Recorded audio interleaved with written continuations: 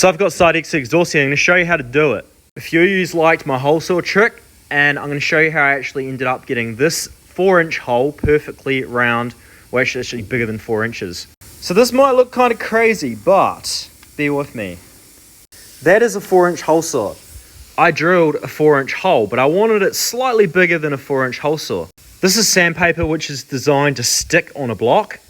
And this is sandpaper that sticks to a block. So it's double-sided tape sandpaper.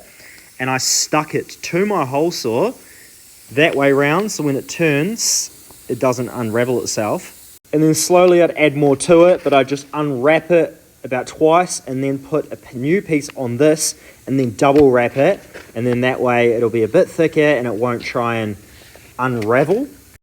And then I just held it tight and went back and forth, which I don't want to do with one hand because it's a big risk of it going like this and buckling the steel. But I just went back and forth and just slowly filed down this real nice. I'm going to do it a little bit more because we've still got this little piece here and it makes it no sharp edges at all. And I did the exact same thing with this, which is a little bit easier because it's smaller, but that's a hole saw.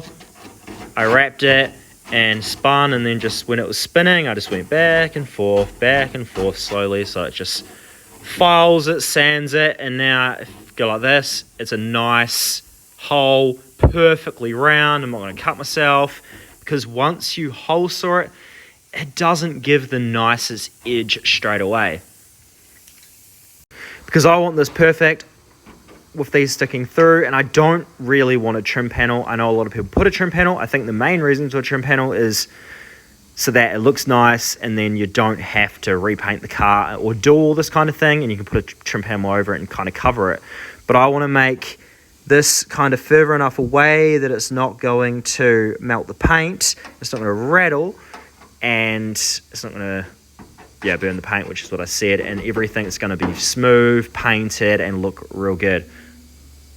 See, I thought it was worth sharing because the only other way is sort of file it, and that'd be really hard to get a perfect, nice circle like this. And I'd never really seen this done before. It kind of just popped up in my mind as I was working on it.